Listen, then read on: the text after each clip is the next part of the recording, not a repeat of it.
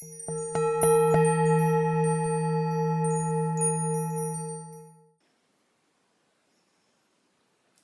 Pisces, Satnam. My name is Elise and you're watching Satnam Spirituality. I'm an intuitive tarot card reader and astrologer, and I'm here today to bring you some messages from your higher self about your spiritual ascension, your soul ascension, soul path, however you'd like to view it. So welcome in. This is in relation to the lunar eclipse that just happened in your sign. So this is moving from your second house into your first house. So that'd be your second house, 8th house access into your first and 7th house, and this is occurring in your first house. So take a look at where your ascendant degree is and see if it's hitting on anything there. Take a look at the planets. If you'd like to explore astrology, all it takes is a little bit of curiosity and start diving in. You don't need to learn it all at once. But yeah, I wanted to bring you some messages around that. So this could be the start, and so we're going to have eclipses in Pisces and Virgo here over the next couple of years. So this is really just the start of this energy and this transformation that you're moving through. We're still closing out the last cycle, as we still are going to have some eclipses in Aries and Libra here over the next 6 months. But then we'll be fully moving into your sign. So you might be starting to see some things change in regards to your it could be your physical being. It could be your mindset shift about who you are now. And this is also in relation to your relationships. It doesn't necessarily have to be a romantic relationships, but how you relate with other people might be changing. There might be some events there that are popping up for you in regards to that. So let's get into the cards here and see what's going on. You have inner earth at the bottom. You'll survive this. New solutions and beginnings. So this might be something that you have been struggling with for a while now. I have a feeling that there's this a desire to reinvent yourself here. You have earth pulsing, pulse of the mother, slow down, time in nature. And it's like, there might be a rush to move into this new sense of self, but Spirit right now is saying it's coming. The transformation is going to be happening. You're working really hard, but now we're entering into this new cycle. It's not necessarily going to happen according to ego's timeline. And so there's this slow down, this time in nature, and it's really about getting to the heart of the matter is what I'm picking up here. And then you have the cosmic heart, devotion, potency, make your life a moving prayer. So being the last sign of the zodiac, it really is about connection in with our higher self. And so devoting yourself to this life of peace and prosperity that you want. This potency comes through everyday actions to help us remain disciplined and help us remain in flow with life. And that's what I'm getting is like coming into this, like being in flow with life. I feel like as a collective, we have really been trying to push forward on a lot of things. We've gone through a lot of transformations. The astrology has been very, very heavy over the last couple of years. And so it's like Spirit is asking you, like, if you're having a hard time kind of moving through things, checking in with Spirit and saying, okay, what should I do next, and letting the idea flowing. And like that can be a really easy way of getting in flow. How should I approach this? What should I go do? Those kinds of things. Checking in with Spirit and redeveloping that sense of your intuitive self. I feel like maybe you got drawn into some of like the minutia of life as opposed to coming back into your spiritual self, coming back into your emotional body. Maybe you've been drawn out by changes that have been happening due to your 2nd and 8th house around your finances and stuff, and now it's time to like come back into yourself in regards to that. You have trust the timing, trust the wave you came in on. Time is not running out. So with this slowing down and this time is not running out card, it's just like maybe there's a worry like if it's just never gonna happen, and Spirit is here to say yes, it is gonna happen. You have perspective. None of this matters. Zoom out, common ground, and I'm sorry. Defenselessness, writing past wrongs, and uprooting. So there's a sense of gaining a new perspective around things that have hurt you in the past in order to move forward, and taking the time to reconnect in with yourself in order to understand how to best move forward with things. I think there's a significant change that's going to be happening around like how you show up in the world, and Spirit's like, take the time to really understand what that is. Like, how do you actually want to show up in the world? Are you still clinging to things that maybe potentially a previous way of being, you know, with this inner earth? Like, you'll survive this, you'll move through this, you are going to have success in this. And it's just like the approach is what the adjustment needs to be, not the getting of the thing. It's the approach to the thing that needs to be moved around in a little way in order for that thing to come into fruition. All right, let's take a look here. Yeah, Moksha of Kali, relief shall come swiftly. Soon you will see things differently. You are going to be liberated from the struggle you are currently experiencing. Be true to yourself and your life path, and you will attract out the way forward. You will overcome all opposition, be released into improved circumstances, and be supported to bring the sacred path into fruition. Beautiful message, just really summing up what I was just saying. It's interesting, you have this lotus, and then there's also this lotus here, so it's like coming up from underneath the mud. It's interesting that there's a lot of water associated with this as well, but coming up out of the mud into the sunlight, right, is what the lotus does. And it's a journey, it's a process. It doesn't always look pretty, but it creates these beautiful things in our life. So the Kama of Kali, which is this card, you're being offered a spiritual gift from the Divine Mother. Your path need not be one of endless exertion. Connecting with pleasure as a path of personal empowerment, intending to bring spiritual benefit to the collective through the softening and opening of your heart as an act of worshiping the Divine Feminine. Let yourself receive her loving gifts. Lots of just support here being offered to connect back in with your heart space and into your true desires. And then we also have Blue Tara here.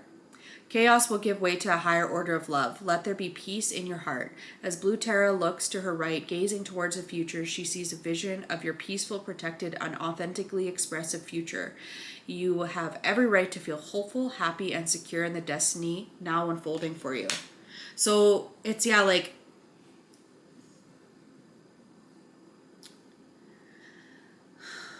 there's a message here around maintaining that positive mindset as you go through the hard things in life.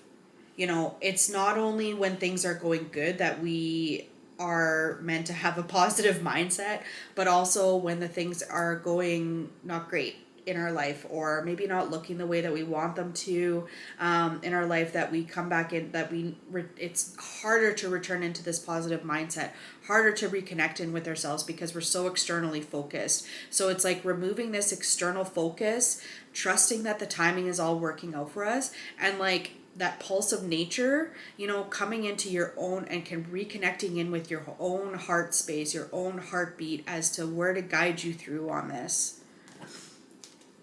Let's take a look at some messages from your higher self here. Maybe you've been feeling a little disconnected from your higher self. Yeah, creation. There's something that's coming through for this. Maybe you've been waiting for a while on this creative project. Protection coming through again, being divinely protected. And you also have change and peace. So this creation, this change, and this peace. So the thing that you're trying to manifest is this change coming through, right? And so that it can bring you this sense of peace. But if we're not adopting the mindset of peace as we go through the changes, then we are just perpetuating a place of instability. So there's just this, how can you adopt this mindset of peace, of prosperity, moving yourself out of a lack mentality, reconnecting in with your heart, I think is the main message here, and into your heart space. Like, are the things that you're going after really actually what you desire at this point in time, or were they from previous versions of yourself? Okay, let's take a look at some more messages from your higher self. You have the 10 of Pentacles here at the bottom. So there's a sense of this stability coming through for you and this life lesson being incorporated in. We have the Queen of Cups and the Prince of Cups. So the Prince here, which is the Knight, is about moving forward out of our emotional body to step into a place of emotional balance here. And so moving forward with your intuition. I feel like you've just been really in your headspace about something. You have the Two of Wands and the Queen of Swords, and so it's like, yeah, there's an ego death that's happening here as you're reorganizing, as you're restructuring your plan. There's a sense of like, sorry, I'm trying to get it to focus in here. There's a sense of like ego death that's happening for you. This severed head is the severing of our ego out of our life, and really coming from that intellectual, like the Queen of Swords is the feminine air aspect, right? And so there's this receiving information for the point of receiving information, welcoming that in, using our heart space in order to guide us forward and use that discernment. It's not about cutting off the emotions out of our life. It's about severing the ego and not coming from a place that is ego-based, and really connecting back in with our feminine energies before making a decision forward, and welcoming the gifts in to receive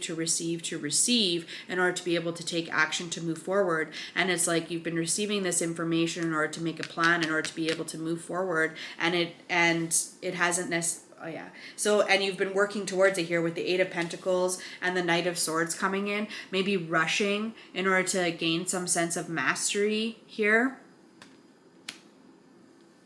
And so Spirit is just more confirmation about slowing down, connecting in, and like understanding the differences between how you connect in with your emotional body and how you connect in with your mental and also your physical body, especially with having your first house activated with this eclipse. What does it mean to live a heart-centered life and make your life a moving prayer?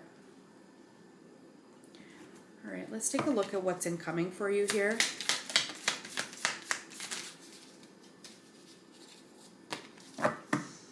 Quite a few cards. You have the Patron, mentorship, finances. So maybe this is polishing up some stuff around some finances, with the solar eclipse being in along your 8th and 2nd house axes. You have the Dancers, self-expression and strength. You have Assassin, ruthlessness and conviction. So maybe just being too harsh with like using your strength to kind of push through things, bully through things. All right, we have another 4 here. So you have the Adventurer. I feel like this is like incoming energy, like into this situation, how you might have been showing up in this situation. And then over here, you have the Adventurer, responsibility, expectations, the Hunter, sure-footedness and predestination. You have the Botanist, parenthood and legacy, and the Queen, determination and sacrifice. So it's like you can choose either path here. You can choose this forceful attitude, or you can choose like, hey, this is my responsibility to deal with this. I need to show up in a different way. Going forward with this sure-footedness as to like taking a step forward and understanding that this is going to lead you to a sense of spiritual fruition. Having this parenthood legacy, focusing on like how do you want people to remember you? You know, might be something that comes up. And then the determination and sacrifice, like, do you want to be remembered as like this ruthless person, or do you want to be remembered as this person who was like able to move forward, made conscious decisions, made sure that everybody was being engaged with and you know, there are some sacrifices along the way, because not everything, you know, can happen for us all the time. It also is about incorporating other people into the picture, especially with that 7th house being activated. So what's incoming? So I feel like there's this sense of you coming into a place of just being at peace with the situation. You know, I feel like there's like a certain amount of chaos that, you know, maybe our mental brain is just like creating for us here. The 3 of Cups at the bottom with abundance, like coming together with other people in order to like share and celebrate our successes. All right, you have the 5 of Cups. Yeah, feeling disappointed. feeling disappointed and focusing on the things that you don't have rather than the things that you do have. I feel like that's this energy over here. You have the King of Pentacles, again, the Two of Wands, the Nine of Cups, and Temperance. Yeah, Three of Cups, Three of Swords at the bottom, Five of Swords. Like, it's like you've been struggling for this like sense of community, or maybe to be supported within your community. And it's like you're trying to figure out how to have your wish fulfillment come through. And it's like there's this alchemization that comes through from approaching it from a different perspective with this Two of Wands, alchemizing the fire and the water, moving forward and integrating into yourself, you know, also being in flow instead of destroying, being in flow with things. And coming to that space of spiritual fruition, but not getting smug about the situation when it does show up for you, and just being in that place of like gentle acceptance of like, yeah, of course it showed up for me because I manifested it into my life. You know, it's not a point of personal power to manifest things in our life. Even when we're drawing in negative experiences, we are manifesting them in our life by how we're choosing to show up. So don't only take the credit when it's something that's good that shows up in your life. Also, some things are just entirely based on like our soul path and our soul plan in this lifetime. Okay. Let's get a final message here for Pisces. Moth, embrace change. I feel like maybe you've been really stuck in a certain way of thinking here, because that message just keeps on coming up over and over again here. Trusting the timing. Embrace change. Let yourself be guided by light. You can reach your highest self. Okay. You have Blackbird here at the bottom. Discovery. Look at the world with fresh eyes. Notice and enjoy the little things. What we've been talking about. So just kind of bringing that all together. White dog, inner peace. Find your peace in chaos. Always remember that peace comes from within. And hare and fox companions, complexity. Embrace all parts of yourself, even the contradictory ones. You're both wild and grounded, gentle and fierce. Remembering that we're not just this or that. We are complex and we live, on a spectrum, and we shift along that spectrum. Maybe sometimes we want to spend money, or like we've saved up to go on a big trip, so we're spending money. Maybe other times we have financial goals, so we restrict. Those are both the same person, but it's like that adapting and embracing that change that comes in, recognizing what's needed now, being in flow with life, you know, and having that sense of like inner peace so that the chaos doesn't draw us out of and into like potentially a negative mindset around things. All right, Pisces, those are your messages. Thank you so much for joining me today. I will catch you in the next reading. Thank you. Sat Nam.